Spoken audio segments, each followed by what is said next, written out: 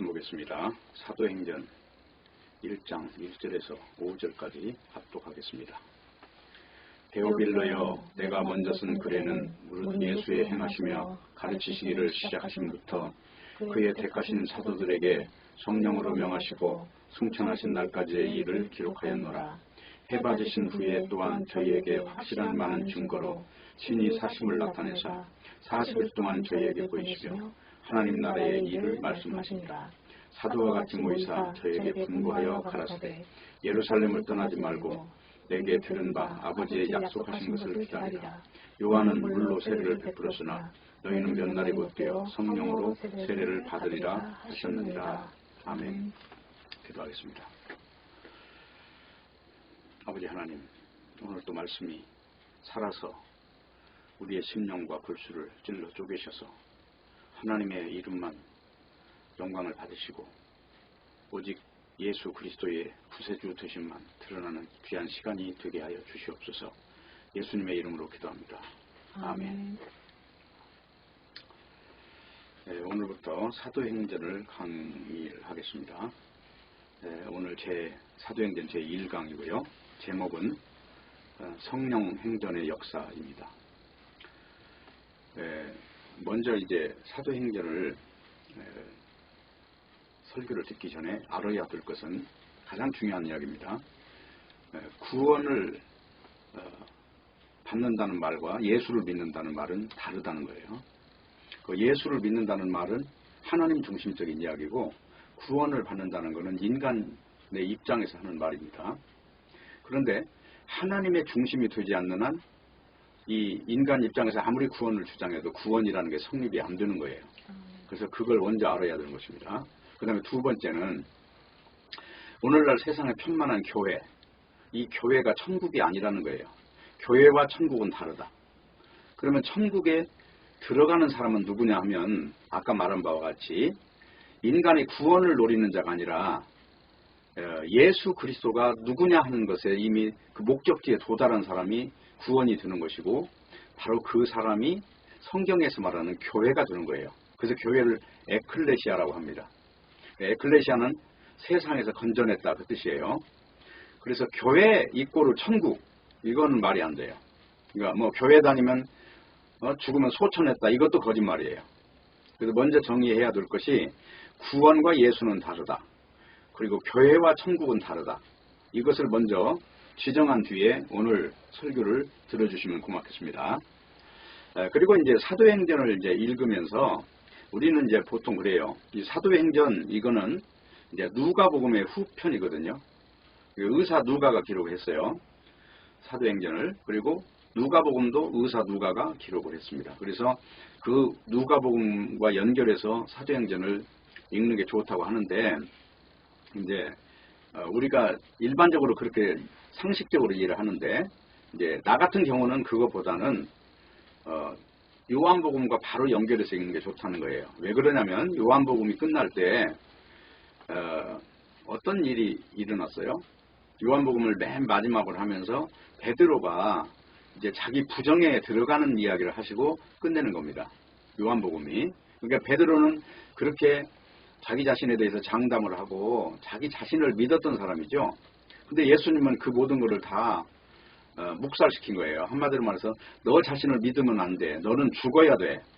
너라고 하는 육체가 너의 원수야. 이걸 가르쳐준 게 요한복음 마지막 장면이란 말입니다. 그러면 이제 사도행전에 들어와서 사도행전을 보면은 그 인간들, 사도들이 걸어가는 곳마다 이적과 기사가 일어나고 인간이 할 수 없는 그런 아주 기막힌 일들이 일어나죠. 그러다 보니까 사도행전에 와가지고는 갑자기 사람들이 흥분하기 시작하는 거예요. 왜냐하면 예수 믿으니까 이렇게 무슨 도깨비 방망이 같은 걸 들고 있는 것처럼 이렇게 보이니까. 그래서 사도행전 때문에 많은 이 이단들이 생겨났습니다. 뭐 그냥 방언을 안 하면은 이건 성령을 못 받은 거다, 이런 주장을 하는 사람들도 있고, 그냥 기도를 많이 해서 이렇게 불을 받으면 그냥 못할 일이 없고 아주 불가능도 다 가능하게 만드는 그런 걸로 보인다는 말이에요. 근데 사도행전은 그런 책이 절대로 아니라는 거예요. 사도행전은 인간이 부정된 자리, 한마디로 인간이 다 죽은 자리에 하나님이 심어져서, 하나님의 생명이 심어져서 그 생명이 심어진 그 현장에서 어떻게 일이 전개되는가, 이걸 보여주는 것이 사도행전이라는 것입니다. 그래서 사도행전을 요한복음과 이렇게 연결해서 읽으면 자기 부정의 시각으로 볼 수 있다는 것입니다. 누가복음의 후편이라는 것이 맞지만, 그러나 영적으로 볼 때 왜 사람이, 예수 그리스도를 믿는 사람이 이런 현상이 일어나느냐 하면은요, 자기 이름이 없기 때문에 그래요. 자기 이름이 없다는 것은 죽음이라고 하는 것을 넘어갈 수 있다는 거거든요. 죽음을 넘어가는 사람들에게 생긴 현상들이에요, 다. 그래서 우리가 사도행전 읽으면서 조심해야 될 거는 뭐 하루에 3,000명이 전도가 되고 5,000명이 전도가 됐던 이런 내용들을 가지고 그런 것을 성령 받으면 이런 일이 있구나라고 하는 것으로 기정사실화하면 안 된다는 거예요. 예, 이거는 어디까지나 하나님의 말씀이 이루어지는 과정이에요, 지금. 근데 하나님의 말씀은 정확한 표적이 뭐냐면 인간을 다 죽인다는 겁니다. 하나님은 사랑의 하나님이죠. 근데 인간을 죽여야만 살릴 수 있기 때문에, 다시 말하면 선악과를 먹은 모든 존재는 아예 그냥 진멸하는 거예요. 다 죽여버리고 난 뒤에 그 죽은 그 자리에 이제 하나님의 생명이 심겨지는 거예요. 그 생명을 일컬어서 죄 없는 생명이라고 합니다. 그럼 한번 봅시다. 성경에 보면 예수님의 피 때문에 우리가 의롭다함을 얻었다고 그러거든요.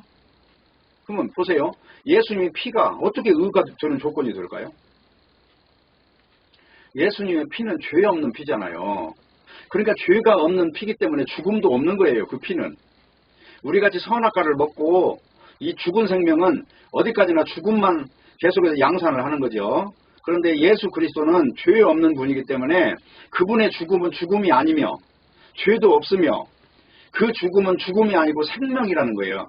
그래서 이 생명과 죽음이 바꿔지는 현상을 예수 믿는다 그럽니다.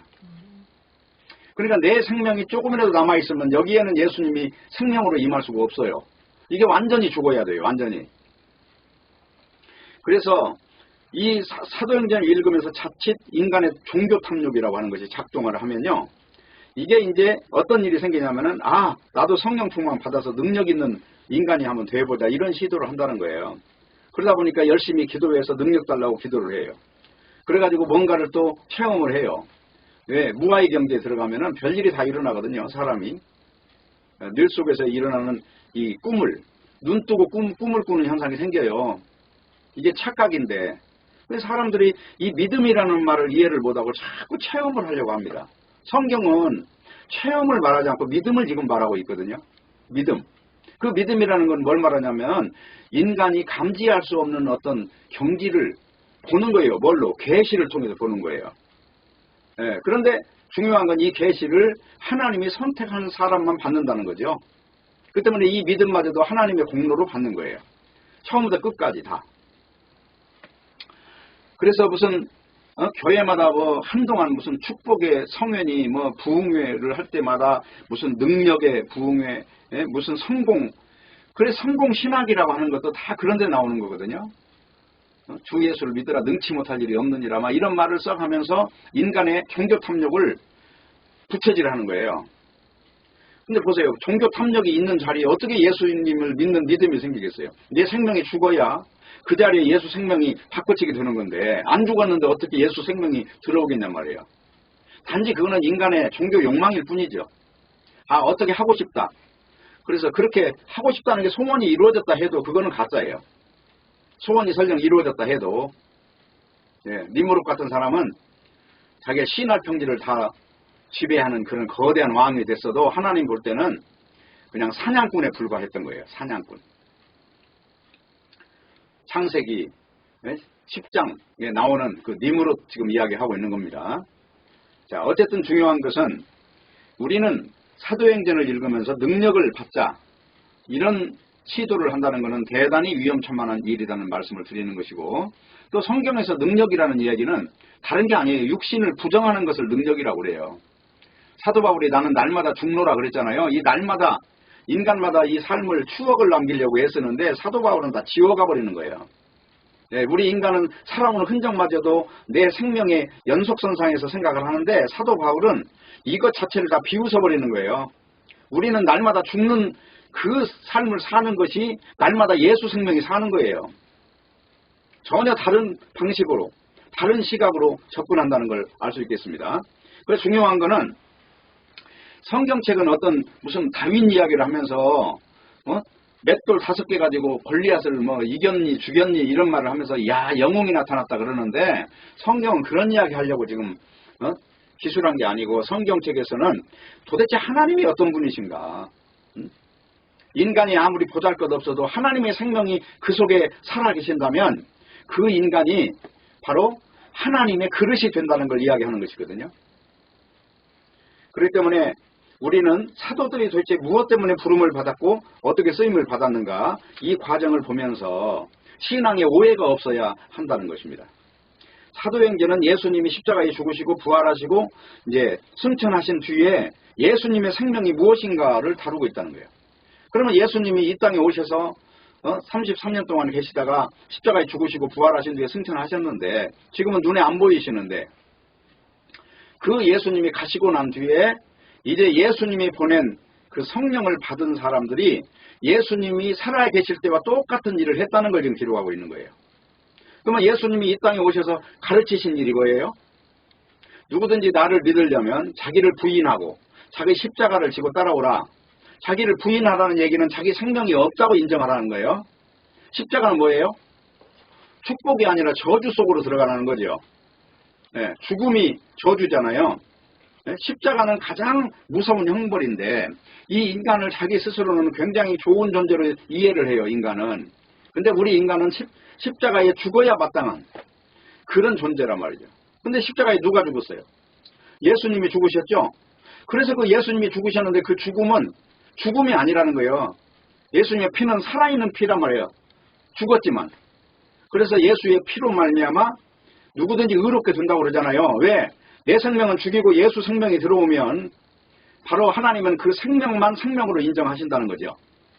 내가 지금까지 살아오면서 구가했던, 과시했던 이 지금 죽음을 향해서 달려가고 있는 이것을 살았다고 믿고 있는 이 허상을 다 죽여버리고 여기에 진정한 생명인 예수 생명이 들어오면 우리를 하나님께서 예수의 몸으로 보신다는 거예요. 그게 교회론이에요. 그래서 골로새서 같은 데 보세요. 예수님이 만물 위에 딱 계시다잖아요. 만물 위에 머리로 계신다고 그러잖아요. 그래서 우리 믿는 자를 예수님과 똑같은 몸으로 보신다는 겁니다. 믿는 자. 그런데 믿는 것이 서두에 이야기했다시피 교회 다니는 게 아니다 이 말입니다. 교회 출석하면서 나는 예수 믿어. 그 착각도 자유입니다. 근데 그런 교회 중심적인 사고방식을 가진 사람들 설교할 때 보면요. 교회 다니는 것이 그냥 예수 믿는 거예요. 그게 거듭나는 거고. 그래서 부모가 교회 다니면 자식도 자연히 교회 다니면 그 사람은 그냥 태어나기 전부터 거듭난 사람이에요. 이렇게 잘못된 오류를 가지고 신앙에 접근한다는 거죠. 가장 위험한 것이 교회라고 하는 것이 구원이냐 아니다 하는 것입니다. 예수 안으로 들어가는 것과 교회를 다니는 것과는 별개예요.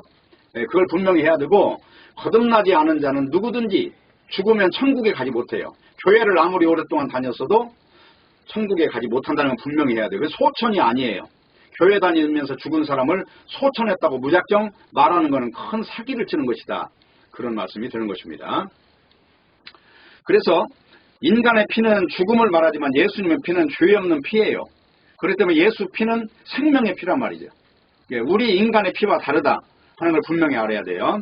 그렇기 때문에 우리는 우리의 생명을 버리고 예수님의 생명만 전부로 알아야 되는 것. 이것이 바로 성경이 말하는 바예요. 이런 내용은 세상 사람 아무나 들을 수 있는 내용이 아닙니다. 이건 아무리 말해도 못 알아들어요. 그래서 믿음이라는 것은 인간 이야기를 다루는 것이 아니라는 거예요. 인간을 다루면 인간의 심리학이라든가 인간론에서 얼마든지 인간을 알 수 있잖아요. 어떻게 하면 믿음이라는 게 주입될 것인가. 인간 입장에서. 그래서 전도하면 믿음이 주입되는 줄 아는데 전도에서 되는 게 아니고 성령이 임하셔야 믿음이 주입되는 거예요. 그래서 고린도전서에서는 누구든지 성령이 아니고는 예수님을 주님으로 시인할 수 없다고 그러잖아요. 그래서 성령 받아야 비로소 예수님을 주님으로 시인할 수 있다는 것입니다. 그러니까 교회 다니는 거하고 예수님을 구세주로 믿는다고 하는 거는 많은 차이가 있다는 거. 이걸 분명히 해야 되고요. 그리고 오늘 읽은 이제 본문에서 중요한 것은 여기 증거와 세례 이 말이에요. 자, 여기 3절 한번 보세요. 해 받으신 후에 또한 저희에게 확실한 많은 증거라고 했죠. 증거. 여기에다가 체크하세요. 증거. 그리고 또 하나는 5절이에요. 요한은 물로 세례를 베풀었으나 너희는 몇 날 입었기에 성령으로 세례를 받으리라. 이 성령으로 세례 받으리라.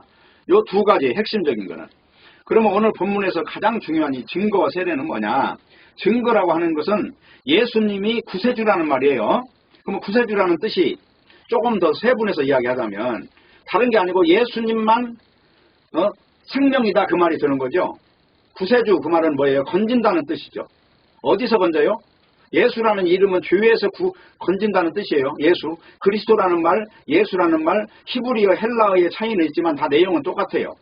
죄에서 건진다 그 말이에요. 그러면 죄에서 건진다는 얘기는 내가 선악과를 먹고 지금 나도 죄인이 됐고 사탄도 죄를 준 근원이 됐고 그리고 죄로 인하여서 인간이 발 딛고 사는 땅도 다 죄로 인하여 저주를 받았어요. 그러면 온 세상이 죄로 덮여 있는데 여기서 건질 수 있는 유일한 구세주는 조건이 뭐여야 되느냐면 선악과를 먹지 않은 그 상태로 와야 되잖아요. 그래서 선악과 먹지 않은 아담이 두 번째 아담으로 오는 거예요. 마지막 아담으로 예수님이. 그래서 그분은 선악과를 먹지 않았다는 것은 마태복음 4장에 나와 있잖아요. 마귀가 첫사람 아담에게 선악과를 먹인 방식과 똑같이 이제 마지막 아담인 예수님한테도 똑같이 선악과를 가지고 이제 유혹을 해요. 그 선악과가 창세기에는 보암직하고 먹음직하고 탐스러운 걸로 표현이 되어 있는데 이 마태복음 4장에는 떡과 명예와 그리고 종교적인 신적 욕망이 딱 담겨 있어요. 거기에. 그 창세기의 내용과 똑같은 내용을 표현을 그렇게 한 거예요. 그래서 그거를 요한 1서에서 뭐라고 하냐면은 안목의 자랑과 육신의 정욕과 안목의 정욕과 이생의 자랑이라고 해요. 그게 다 똑같아요. 선악과를 가지고 표현할 때 보암직하고 먹음직하고 탐스러운 것이나 또 아까 말했지 떡 문제, 그러니까 육신 이걸 먹여 살리는 떡 문제와 그 다음에 종교적인 어떤 욕망, 욕구 그리고 또 하나는 천하의 영광, 자기 그 천하의 명예죠, 명예. 바로 이걸 가지고 온다는 거죠. 그것을 요한 1서에서는 육신의 정욕과 안목의 정욕과 이생의 자랑이라고 이렇게 달리 표현하고 있단 말입니다. 그러면 그것이 다 뭐예요? 지금 우리 육신이 살아가는 이유잖아요, 다. 자, 밥 먹어야 되죠? 그리고 뭐예요? 남보다 경쟁에서 이겨야 되죠? 그리고 내가 수치를 당하느니 명예롭게 살다 가야 될 거 아니에요? 이걸 다 연결선상에서 지금 말을 하고 있단 말입니다. 그런데 세례를 받으면, 그러니까 증거를 가진 사람은 결론적으로 무슨 말이냐면 세례를 받은 사람이거든요. 그러면 세례라는 이름은 뭐냐면 예수님의 이름과 내 이름이 바뀌는 것이 세례예요. 자, 지금 내가 선악과 먹은 존재가 죽어버리고 생명과를 딱 다시 선악과 안 먹은 존재로 딱 심기우는 거, 이걸 갖다가 세례라고 해요. 그 로마서 6장이 그거잖아요. 너희가 예수님의 이름으로 세례를 받았으니 이제 너희는 의로운 자가 됐느니라 그러잖아요. 그게 뭐예요? 예수 생명이 들어와서 옛 생명이 없어진 거, 이거를 갖다가 의로운 사람이라고 하는 거예요. 죄에 앉아서 의롭다는 게 아니고 예수 생명이, 죄 없는 예수 생명이 들어와서 심기운 거예요. 왜? 죽음과 부활을 통해서 그것이 예수 생명은 피를 흘려도 그 피가 살아서 움직이는 피예요. 그게. 이 놀라운 비밀을 지금 성경이 이야기하고 있다는 것입니다. 그래서 오늘 이 증거와 세례라는 이름은, 증거와 세례라고 하는 이 단어는 결국은 똑같은 단어거든요. 세례라는 말은 내 이름이 예수 이름으로 바뀐 걸 말하는 거고, 증거는 내가 이제 죽었고 예수 생명이 들어왔는데 이 사실이 바로 십자가에서 완성됐다는 걸 이걸 증거하는 거예요. 지금 이 사도들이 바로 이 일을 위해서 이 땅에 남겨졌던 것이에요. 그래서 3절을 다시 보면은요, 이렇게 나와 있어요. 해받으신 후에 확실한 증거로 자기 부활을 나타냈다는 거죠. 그리고 뭐라고 그래요? 이제 예루살렘 떠나지 말고 들은 바 기다리라는 거죠. 뭘 기다리라는 거예요? 자, 지금까지는 육신이 전부인 줄 알았던 이 존재들, 지금 요한복음 마지막 끝에까지 가서도 베드로는 지금 요한을 보면서 저 사람은 어떻게 됩니까? 하고 비교심을 못 버리고 있는 상황이잖아요. 그런데 사도행전 요 2장에 딱 가면은 지금 여기서 이제 태워 죽는 거예요. 2장 1절 보면. 오순절 날이 이미 이름에 저희가 다 같이 한 곳에 모였더니 호련히 하늘로부터 급하고 강한 바람 같은 소리가 있어 저희 앉은 온 집에 가득하며 불의 혀같이 갈라지는 것이 저희에게 보여 각 사람 위에 임하여 있더니 저희가 다 성령 충만을 받고 성령이 말하게 하심을 따라 다른 방언으로 말하기 시작하니라 그랬어요. 자, 여기서 다른 방언이라고 하는 말은 이제 예수님의 그 하늘나라 말을 지금 하기 시작한 거예요. 여기서 지금 문제는 뭐냐면 이 인간이 여기서 진멸됐다는 거잖아요. 불에 태워서 다 죽었다는 거죠. 이건 영적인 일이에요. 어디까지나. 지금 육신이 태워 죽었다는 것을 이렇게 표현하고 있는 거예요. 지금 여기서 인간 이름이 있을까요? 없을까요? 여기서 다 진멸된 상태에서는 이제 예수 이름 하나만 딱 남아있는 사람들이 된 거예요. 이걸 믿는다고 하는 겁니다. 오늘날 교회에서 설교 좀 잘하면 아무개 목사는 설교 잘하네요. 이런 거 하나 관심도 없어 이 사람들은. 예? 요한과 베드로가 사람을 벌떡 이렇게 세웠더니 사람들이 이 사람들을 그냥 막 신으로 섬기려고 하니까 다 옷을 찢어버릴 정도로 그렇게 반항을 하잖아요. 반항을. 지금까지 존경받으면 좋다고 하질 않아요. 자기 이름이 완전히 없어져 있기 때문에. 그래서 중요한 건 뭘 기다리라고 하는 겁니까? 성령을 받아야 되는, 성령 받았다는 얘기는 딴 말이 아니고 난 죽어버렸다는 거예요. 이제 하나님이 들어와가지고 나는 완전히 죽여서 태워서 그냥 없애버렸다는 거죠. 그래서 성경에서 보면 그런 말 계속 나오죠. 땅에 있는 지체를 죽이라 그러죠. 땅에 있는 지체를 억제하라 그 말이 아니에요. 성경은 죽이라 그래요. 계속해서 죽이라. 이 말을 이해를 못하면 이 믿음이 뭔지를 모르는 거예요. 이 죽는 것이 뭔지를 모르면 이 선악과 자체는 다 없어지고 죽고 청산돼야 되기 때문에 죽이는 거예요.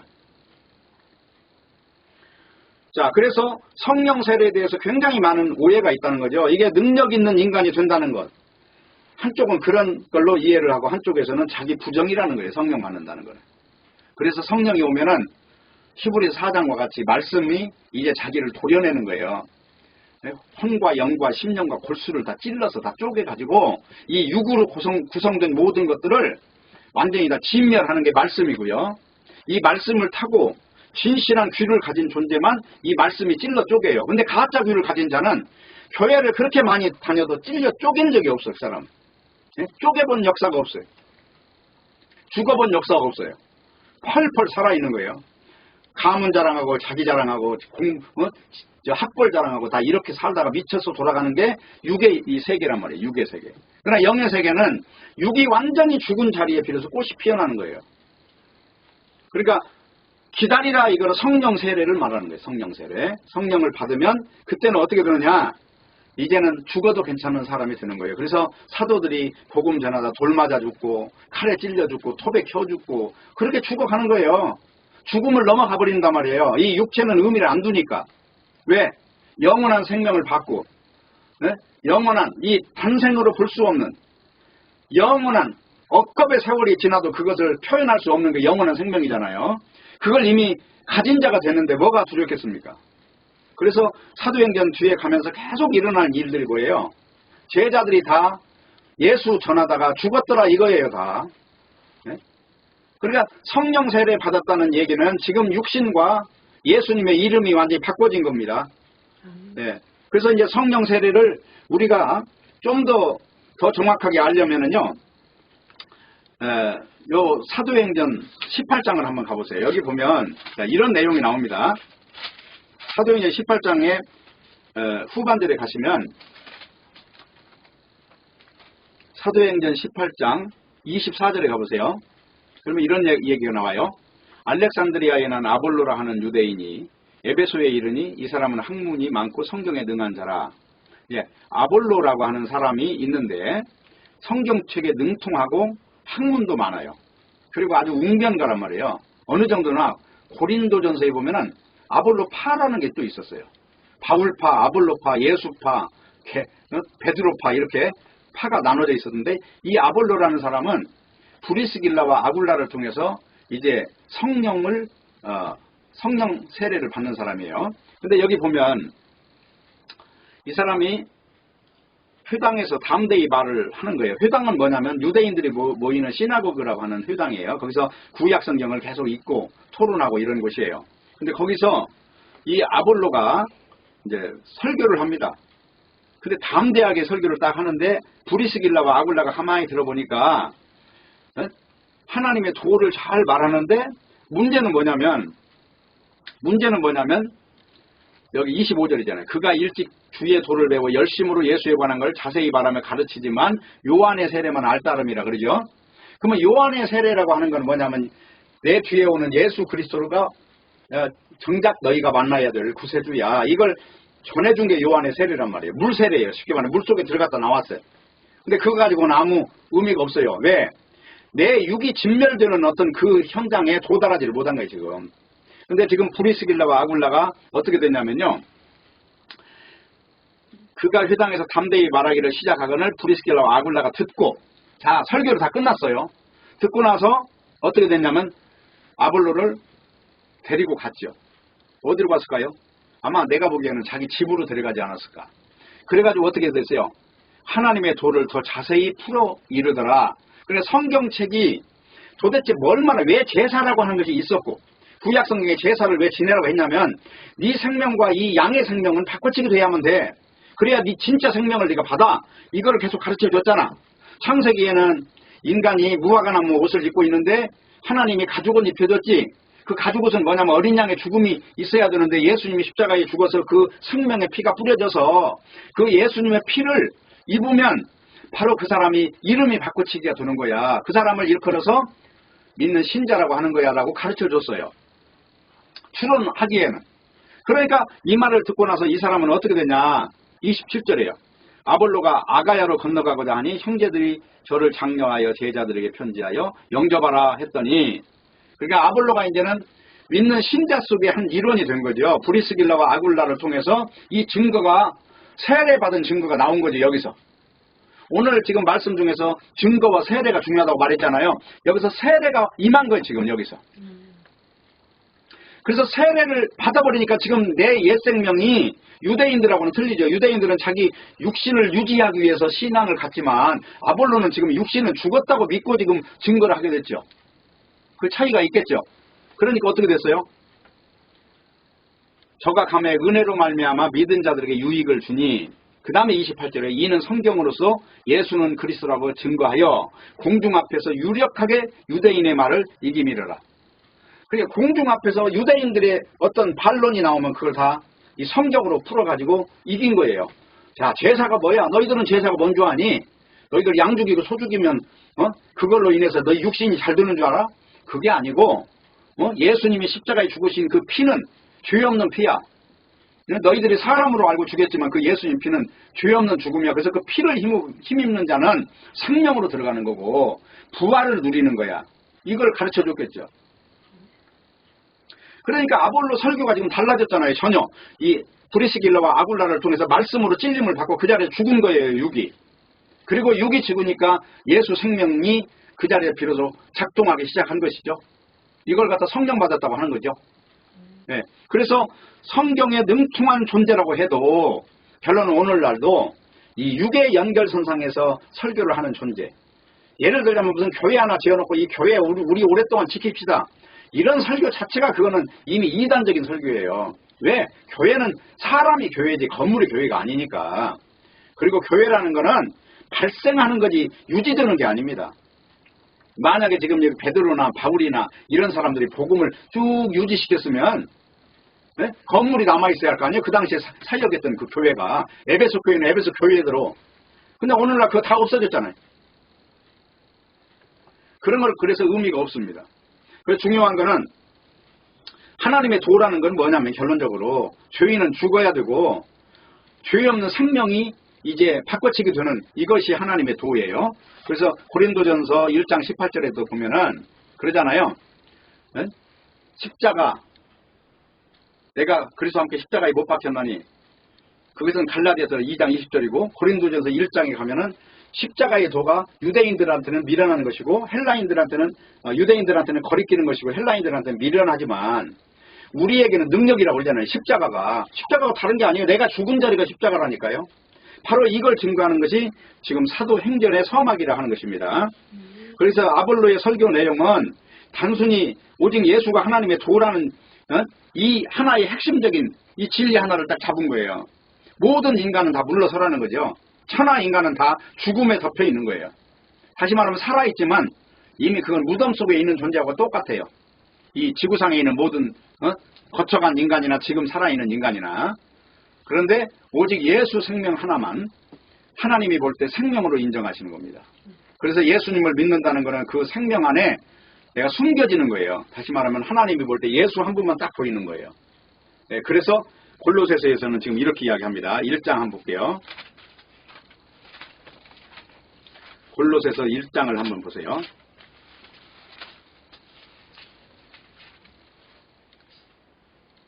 15절부터 보겠습니다.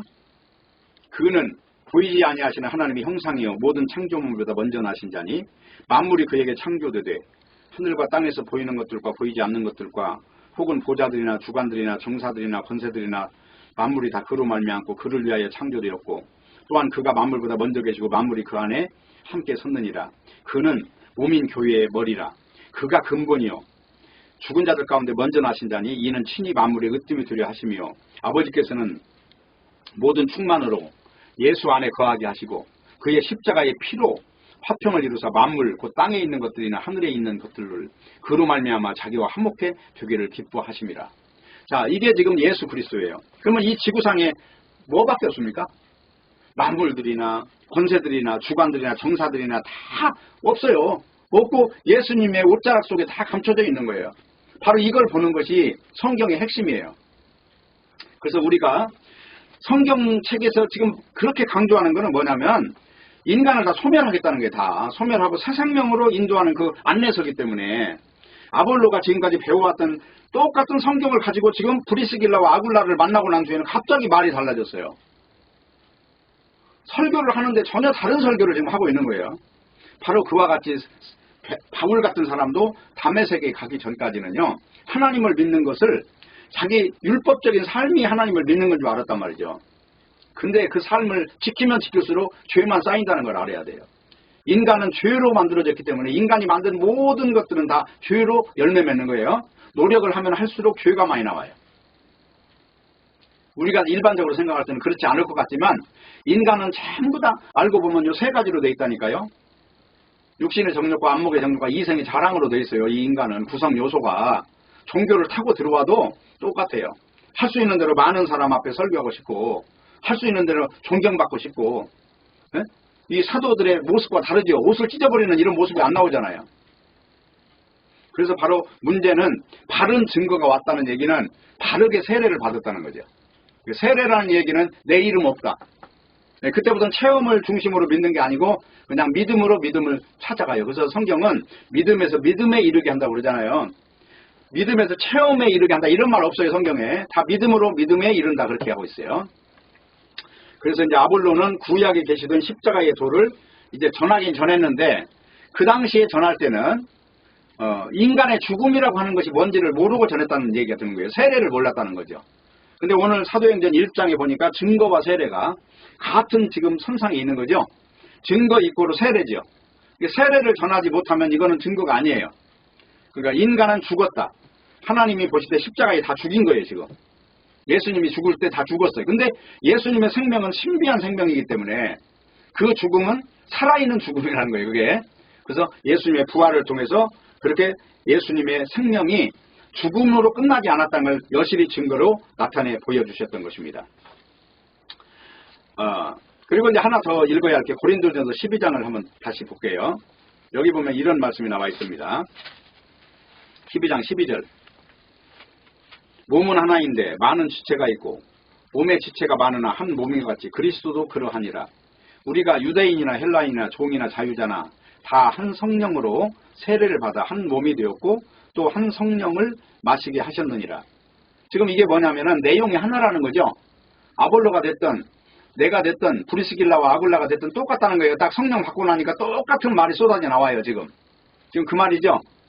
그러니까 여기서 종이나 자유자나 유대인이나 헬라인이나 다 똑같다는 거예요. 지금 이방인이나 율법을 지킨 자나 안 지킨 자나 똑같다는 말이에요. 한 성령이 오면 그의 입에서는 인간 육을 자랑하지 못하지. 율법주의자들은 자기 율법 지킨 거 자랑할 거 아니에요. 근데 여기 율법을 안 지킨 존재나 율법을 지킨 존재나 똑같이 한 묶음이 되어 있다는 거죠. 지금 그 말을 하고 있습니다. 그리고 이제 로마서 6장 1절 4절에도 다 그 말을 하고 있어요. 거기 하나 더 볼게요. 로마서 6장